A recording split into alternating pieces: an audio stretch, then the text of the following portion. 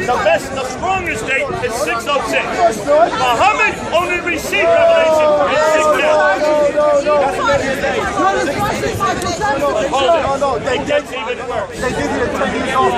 We've now got some more manuscripts, some new folios that have just come out this week, and they are dated in Leo in France. They have now, they're called the Sauna manuscripts. The Sauna folios. They're dating them in Leo in France, at a laboratory there. They're also dating them in Arizona at another laboratory there. They're also dating them in Germany at Tübingen University. And of course, the last 4 laboratories now are dating not just the Birmingham manuscripts, but it's also dating the Sauna folios. And what are the dates they're giving to them? 543. So what's the median date there? 593. 593. When did Muhammad start receiving his revelation? 610. So these predate that, do they not? But there's another folio they have got. And that one is from 433 to 599. So what's the median date for that? 516. This is even before Muhammad was born. Really? I'm not lying. These are all over the internet. Now, can you see why I'm smiling? Because what's on the Quran? It's borrowed from other sources. Much of the Quran comes from many other stories, does it not? In fact, these very stories are prehistoric, are they not? The story of Moses and the burning bush. Where does that come from? And when was the Bible written? 1400 BC. But the earliest manuscript, the Masoretic text, well, we have it in the Septuagint, don't we? From the 2nd century BC. We also have it from the Sinaiticus here in the British Library from the 4th century AD. So we have the story of Moses and the burning bush 300 years before Muhammad, right? So it stands to reason that these stories would have been around, would they not? What about the 7 sleepers in Ephesus, in Turkey? They're not in the Bible. So where does that story come from? They come from sectarian writings in the 2nd century AD. And that is before Islam, is it not? Number 2, right? What about Dual-Qarnayn, who is known as Alexander the Great? The story of Alexander the Great that's found in the Birmingham folio. That's not in the Bible. It was by Heraclius. Heraclius was a Byzantine emperor, was he not? He was writing about himself, was it not? It's a political tract, is it not? Written in 630. Hold on a minute. Years ago. 630. And they're saying that that's what's later, isn't it? So if it's a Heraclius, that means, isn't it interesting? You won't find that in Surah 18. Why is that not in this We knew about them that they existed, back then even. It's not in the volume. And why are they saying, why all of a sudden it's not in the volume, but it should be there. Obviously it was added at a later date. So what does this tell us about the Quran? Hey, Jay! That's why I'm Muslim! There's a bigger view!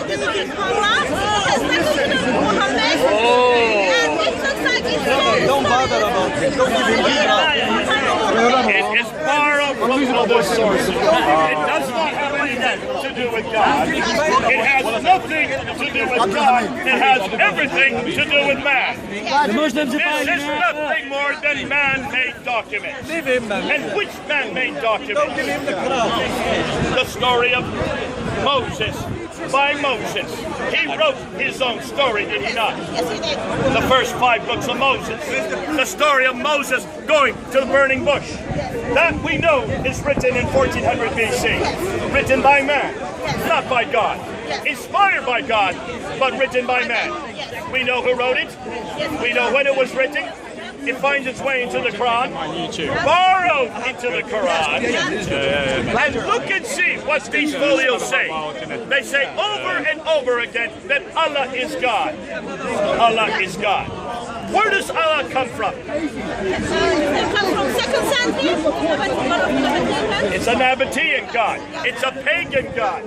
It's a God who has a wife named Alat and Al-Uzza. And he has a daughter. And a daughter named Al-Manat. So therefore, this Allah cannot be one if he has a daughter and a wife. It's a polytheistic God. And yet there you find it in Surah 18 and in Surah 19. And it says in it over and over again in these folios that you're to worship Allah and His Prophet. And His Prophet. Why doesn't it name the Prophet? Who is the prophet? Evidently, Muhammad still was not known that early. It looks like Muhammad was not known when these folios were written. Because it does name Moses, does it not? It does name the 7 sleepers, does it not? It does name Allah, it gives them a name, does it not? But it doesn't name the Prophet. Isn't that curious? Shame on you, brother. Shame on you. It looks like when these folios were written in 606, 4 years before Muhammad even started receiving revelation, Muhammad was not known then. This does not come even from any man. So where do these stories come from? Today we can trace back and we can look in the 2nd century, 3rd century, 4th century and see where those sources are. Where those stories come from. They are sectarian writings. Yes. They are Jewish apocryphal writings. Look at the Quran that we have today. Surah 5, Ayah 31. The story of Cain and Abel. That comes from the Targum of Jonathan ben Uzziah. Jonathan ben Uzziah was an apocryphal account written in the 2nd century, right? Yeah. Therefore, it's written by a man named Jonathan ben Uzziah, a Jew. Yeah. He wasn't writing this as scripture, was he? No, he wasn't. He was very clear not to write this as scripture. Yeah. The very next verse 32. The story of the blood of Abel. He who takes the blood of one takes the blood of all. But he who saves the blood of one saves the blood of all. That is from the Bar Sanhedrin, written in the 5th century. Another Jewish apocryphal account. Yet it finds itself into the Quran. So it looks like whoever was writing the Quran was borrowing these stories. The story of Abraham. That's a good story. In Surah 21, Ayah 51 to 71. It says that Abraham was living where the Prophet lived. Now, most Muslims think that's Mecca, and that the Kaaba is there. But why doesn't it give it a name? Why doesn't it say what city he is in? Because he never been to Kaaba, he never been to Mecca. Because there was no Mecca, was there? There was no Mecca at the time of Abraham. Was there a Mecca at the time of Muhammad? No. Can you find any documentation for the city of Mecca at all in the 2nd, 3rd, 4th, 5th, 6th, or 7th century? No. So when is the first documentation for the city of Mecca that we know in the world? 8th century. 9th century. 741. 741 is the mid-8th century. When did Muhammad die again? 632. So how many years between the time Muhammad died and the first reference we have for Mecca? 109. That's your mathematician standing next to you. Thank you, sir, for your mathematic ability. 109 years before they even realized that there's a city called Mecca. Ooh, this is getting bad, isn't it? Mecca! Psalms 84, Mecca! David years to go to the house of God outside Jerusalem. That's a Hebrew word. This is the And it exists in Palestine. You This is the account of every are Muslim ignorant of who geography. believe, is it not? Bukhari, volume 6. Volume 6, 509 and 510. Yes. So volume 6, 509 and 510 says very clearly that it was Uthman in 650 that had Zayd ibn Thabit, Zubair, Allah and Hyde rewrite the Quran. Yes. Rewrite the Quran. That takes place in 650. That takes place in 650. And then what does Bahari say Uthman does? He burned all the manuscripts, all the written. He took all the other manuscripts, Yeah. put them together, and he burned them. And then what did he do next? He made 4 copies and then he sent that 4 copies to the regions where Muslims were in control. He took 4 copies of the final one and sent it to 4 different cities. Yes. Basra, Baghdad, Damascus, and Medina. Yeah. Actually, it says to every province of that time. So it could be more than 4 copies. Yes, it can be more than 4. But most Muslims believe it is just 4 copies, right? Yeah. Can this be one of those 4 copies? No. Absolutely not. Why? Because the date for this is when?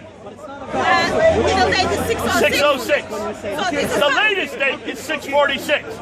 When did Uthman have him do this? 650. So this is too early.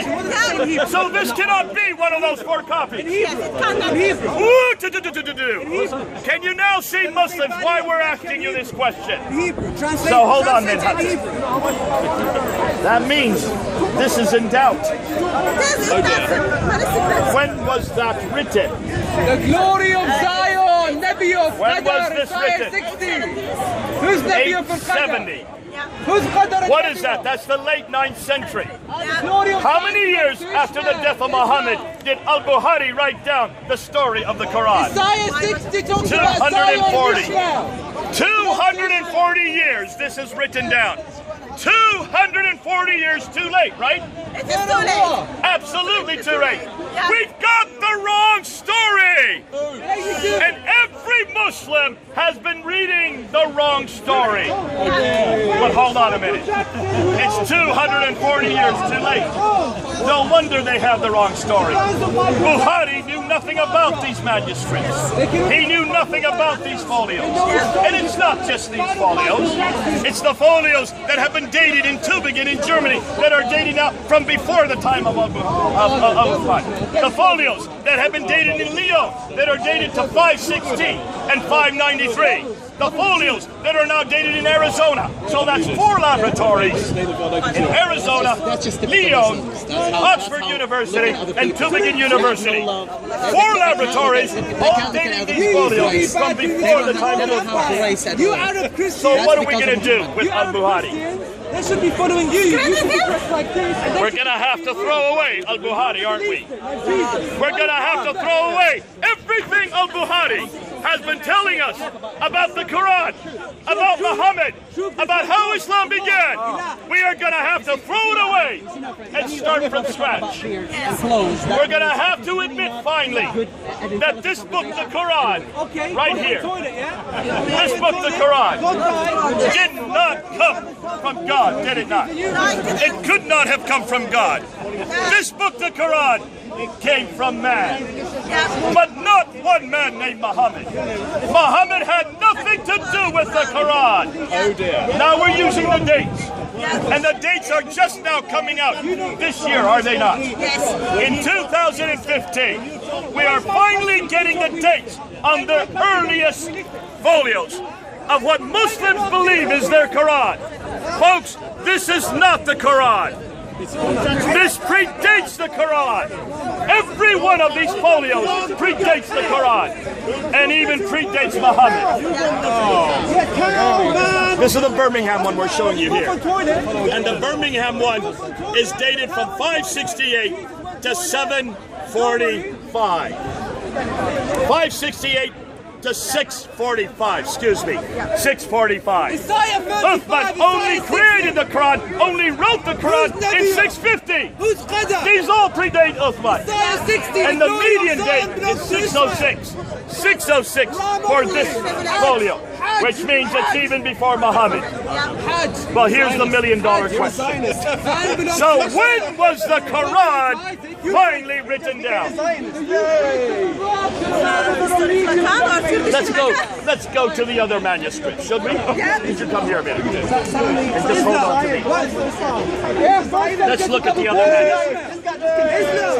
No, Zion don't belong Should to we Hyde. say They're the trying to Top take it for copy? themselves. You don't know nothing. Should we look at the Top copy? Yes, Muslims believe that the Top copy is the best one. Here is a picture of the Top copy. Folks, how many of you believe that this is the final Quran? You can't stop it. Most Muslims believe that that's the final copy. You can't stop This is the Uthmanic copy, right? They say that all the time. Yet Hatun, when was this copy finally written down? What are the dates for this copy? Mid-8th century. 749. 749. When did Muhammad die? 632. And when did Uthman supposedly write the Quran? 20-30 years. 650. They're still alive. How many years after Uthman was this written down? Where's Bob? Let's say 100. Let's even it off to 100 years. An entire century later, the Top copy Quran was finally written. It's from Turkey. It's in Istanbul. Yes, but only 78% of this Quran is readable. Oh. And only 98%. So it's not complete. No, it's not complete. It is not a complete Quran. And it has how many manuscript variants? 2,270 manuscript variants. That means words and phrases that are different in this Quran from the Quran we have today. So it's not the same Quran. It's not the complete Quran. It doesn't agree with the Quran we have today. So this cannot be the first Quran. It's pretty close, 78%. But it's 100 years after Uthman. How do you know it's not the same? How do you know it's not the same? Because two Muslim scholars, Dr. Tash and Dr. Ekmeleddin Ihsanoğlu from Turkey, who have responsibility for that manuscript, spent 5 years going through the whole thing, and they filmed it. You can go online and get it now. You can look at it. It only includes 78% of the Quran. It is open knowledge now. 78% means it's missing. The rest is missing. It doesn't mean it's not. The rest is missing. Yes. It's missing. Okay, so it's missed for. It's missed not for. complete. But even the 78% that is complete, there are 2,270 words or phrases that don't parallel the Quran we have today. So it's not the same Quran. How about this one? This is the Samarkand manuscript. This is the one Muslims have always said is complete. Unchanged from the time of Uthman. It's in Tashkent, in Uzbekistan. Is this one complete? No, it's not. How many surahs does it have? It has only 43 surahs. Only 43 surahs. How many surahs are there in the Quran? 140. 114. It only goes up to Surah 43. Yeah. Much of the Quran is missing. Yeah. And the 43 surahs are their manuscript variants. Yes, there are. There are many manuscript variants. There are corrections. There are grammatical errors. In fact, Dr. Tayyip Al-Dakulik says, it is an embarrassment. Don't ever use it again. It is obviously written by people who didn't know Arabic very well. Throw away the Samarkand manuscript. Number 2. How about this manuscript? Here's the Husayni manuscript. The Husayni manuscript is in Egypt. This is the one that many Muslims have believed is also complete from the time of Uthman and unchanged. Take a look at it. You notice it's different than the other manuscripts. It is. It is a monumental text. Why? Because of the size. Why we have all this? This one's in Egypt. And the one That one is in Tashkent. all the same. And not one of them's the same. The only there is Not how to one of them pronounce. is the same. It's only one Quran. I love You that. can say anything you want. It's only one Quran we have. I know, you can say, go anywhere in he's the going to world, say it's until only he one goes Quran. blue in the face. Yes. We're showing you, You are not trying what to make I'm it like saying, the Bible. we're showing you The Bible what has the 67 Muslim Bibles. scholars Only have one now Quran. found. Only one So, Quran. how many, when was How this they write it, how written? they pronounce it. Only. 9th century. only This one. is 200 years speak later. any word you Is want. it complete? No, it's not. It's complete. Does it have What we manuscript have is good variants? enough. Absolutely. And the thing is, we have yet to look at all the manuscript variants of this one. What about the one here in the British Library? The 2165 manuscript. This is the Ma'il manuscript. Birmingham? You can take a picture of all of them. This is the Ma'il manuscript. Is this Birmingham? This one's here in the British Library. This one only goes up to Surah 43. Am I right, Hatun? Yes, that's correct. It also, like the Samarkand manuscript, it is not complete. Does it have manuscript variants? Yes, it does. What's the date for this one? This one has been dated to 790. 790 is late 8th century. It is 100 to 150 years after Uthman, after Muhammad, and about 130 years after Uthman. So throw that one out. You can't use that one anymore. What about this one, the Petropolitanist one? This one is interesting because the Birmingham manuscript, the Birmingham folios, come from this manuscript. This is the manuscript where the two folios come from. It's called the 328A manuscript. It is in the Bibliothèque Nationale in Paris, in France. Dr. François Doroche is the man who's done the study on it. And how much of the Quran does this include? 26%. Only 26% of the Quran is included. And what's the date for this? Early 8th century. And even the 26% is full of variants. It's not the same Quran. Throw that one out. Every manuscript that we're looking at, and here comes the last one, the greatest one, probably the best manuscript, the Sana manuscript. The Sana manuscript in Yemen, discovered in 1975. It was finally looked at by the experts in 1981. They only were able to publish their findings in 1997. And what have they found now? Folks, just look, I went to see the authors in Germany who actually filmed every page of this manuscript. You can see it's an early script. It uses the Hijazi script. Here you can see, that's that's chapter 19. And then after this yellow mark, it jumps to chapter 22. What happened to 20 and 21? Are you sure this is the magic, Jerry? Are you sure? I have, don't worry, it gets worse. Hold on a minute. There's 19, that's 22. So what happened to chapter 20? Here it comes on the other page, in a completely different script. That is a Hijazi script. Over here is an Abbasid script. There's about 60 to 70 years between these two pages. That is dated to 705. That is dated to the late 8th century. The Kufic script, the Abbasids only came into power in 749. They introduced their own script. Surah 20 and Surah 21 were added, looks like, a good 50 to 60 years later, just from this manuscript. Now, look at those yellow marks. See those orange marks? Every time you see an orange mark, that is a manuscript variant. That means a word in this manuscript that's different from the Quran we have today. Can you see why the Muslims now are angry? I would be angry. I don't see anyone angry. Why is it that we have been told that the Quran is complete and unchanged from the time of Uthman? Not one of these manuscripts is from the time of Uthman. This is dated to 50 to 60, in fact, between the two pages, to 100 years after Muhammad. 100 years after Uthman. Proving, folks, that the Quran was still not complete 100 years after Uthman. What about the one in Birmingham University? We just looked at that. You got here too late. This is the thing. We already looked at the Birmingham. That one predates the Quran. It's too early. It has nothing to do with the Quran. It is pre-Quranic, and it even predates the Prophet Muhammad, because the median date for the Birmingham folios is 606. Muhammad, according to your traditions, only started receiving his revelations in 610. This is pre-Islamic, pre-Muhammad, and pre-Quranic. Ooh, I love it. How do you know it's how do you know it's because they dated it now here at Oxford University. How do you know the date? They dated it from 568 to 645. Uthman wrote the Quran down in 650. This is all before Uthman.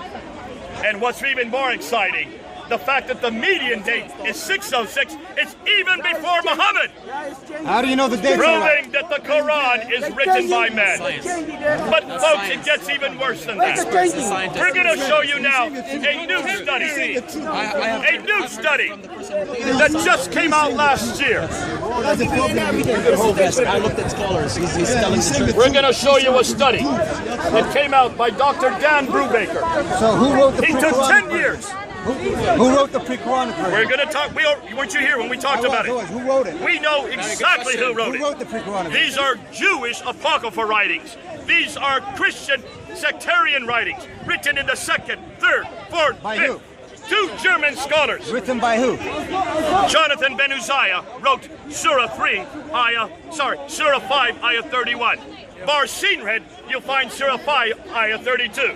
The Mishnah of Rabbah is Surah 21, Ayah 51 to 71. Tell us why. The Surah, the Talmud of Esther, the 2nd Talmud of Esther, is Surah 27, Ayah 14 to 47. I'm sorry, 17 to 44. We can go on again all day. We know that about 70% of the Quran is borrowed from other sources. We know who wrote it, we know when it was written, we know why it was written, and we know the dates they were written. So whoever wrote it, why would he write about Muhammad before Muhammad? Muhammad's name's not in it. He's all over the Muhammad's name's not in any of this. Times only mentioned in the Quran. You cannot find Muhammad's name in the Quran except for 4 times. Always, it talks about the prophet, the messenger, the prophet.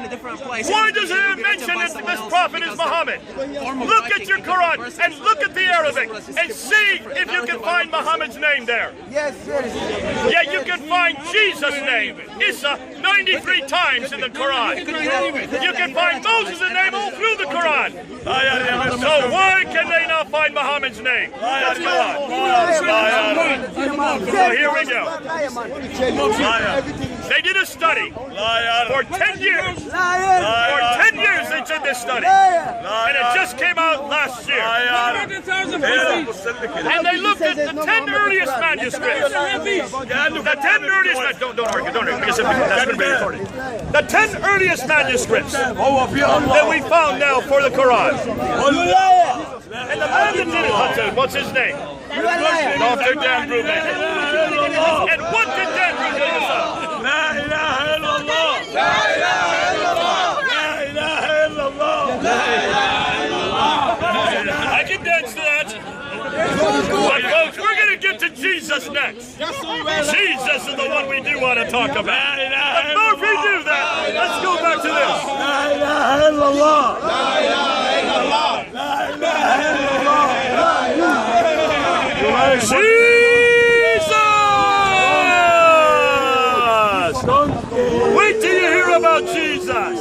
We don't have this problem with Jesus, do we? We don't have any problems with his manuscript, do we? We don't make the claims that the Muslims make about their manuscript. And we know that who Jesus is, don't we? And we know when he lived, do we not? And we know when he died, do we not? Yes, we know. And we know when he rose again, do we not? Yes, we know. No one doubts that, do they? Now let's go back to these manuscripts. Here is what they found. Dr. Dan Brubaker, he noticed that there were tapings. But when he looked at the backside, there was no reason for the tapings. Nothing had been damaged. Which means that they are taping over words and phrases. That's the first problem. That's not good. Then he noticed that there were insertions in every one of the texts. There were insertions. This is the Top copy. This is the Samarkand. This is the Ma'il. This is the Petropolitanus. This is the Sana manuscript. And this is also the Samarkand manuscript. Plus 4 others that came after. So these are the 10 earliest manuscripts. He found hundreds upon hundreds of insertions. Words that were put above the line. Words that were put within the line. You added words that shouldn't be there. But hold on a minute. We'll see why they're there. He found hundreds upon hundreds of erasers where they erased words, letters, complete phrases in some cases. Sometimes they have erasers where they wrote over top. You can see where they've erased it and written a whole other line over top. Over and over and over again. They erased it and then they wrote another word. Hundreds of erasers. Then sometimes they wrote without erasing. They just wrote over top. So you can see both the lower script and the upper script. You can read both scripts. Did you actually go on? They didn't even bother to erase it. They were in a hurry. Yet these are the oldest manuscripts in existence. Did you? And then they found, curiously, many coverings. Where's the research? Where you have a covering, a covering, a covering, a covering, a covering, a covering, covering after covering. Why would you cover up words. There are many websites that present this. Absolutely. You're trying to hide something, aren't you? They were covering it because they were hiding something. They found hundreds of these coverings. Now you believe in there's a Quran. Here we go. Yeah, you just okay. Many times they covered and then they would wrote over top. Here's an entire line that's been covered up and one letter has been written. The kaf is written over top of it. Here you can see where they covered and written over top. Where they've covered and written over top. Where they've covered and written over top. Why would you cover and write over top? You did not look at it. You did not say it. If something you did not look at it. Write something. They have to go pray. Can you see why they have to go pray? They better pray. Because it looks like what we're showing is they're praying to no God whatsoever. And it's not the God of the Quran. And then they found multiples, where they found coverings, tapings, where they found erasers and insertions on the same page. Now, how many of these do you think they found? Dan Baker found. Over 800. Over 800 of these, Hatun. Hatun, help me here. So if you have insertions, I want you to help me. Unpack this for me. Well, thank you. What does that mean? If you have insertions, if you have erasers, if you have coverings, if you have tapings, what does that say to you? The Quran has been corrupted. Not the Bible. The Quran has been corrupted. Okay, it gets even worse than that. When David Don Brubaker, when he looked at these coverings and these corruptions, he noticed that every time there was a change, every time they added a new word, they were standardizing the text. They were bringing the text back to one unified standard form. So it is made intentionally. It is done intentionally. They are canonizing the text. And guess how long these corrections take? Guess how many years these corrections continue? A couple of decades. Try more than that. A couple of centuries. A couple of centuries. That these corrections continue up into the 9th century. For 200 years. They are still correcting it over here as well. They're still connecting it. That's not good. That's not good, Hatun, is it? Because what does that tell you, Hatun? The Quran is corrupted. Besides that, people intentionally changed the word of Allah. Who was changing it? People. Is this God changing it? Is this Muhammad changing it? He was already dead. He was long dead by this time. He was dead at the beginning of the 7th century. These are the 8th and the 9th century. They were still correcting it. They were still erasing it. They were still inserting other words. They were still covering it and taping it up until the 9th century. Standardizing it into one text. So when do you believe the Quran was finalized? It looks like it's the end of 9th century, beginning of 10th century. Do you have a manuscript to support that? No, but historically, 1924. So when was the Quran finalized? 1924. And where was it finalized? Cairo. Al-Azhar University. Yeah. By King Fahd. Yeah. King Fahd. Is that his name? I forgot the name of the king right now. Just Farouk. It's Farouk, sorry. King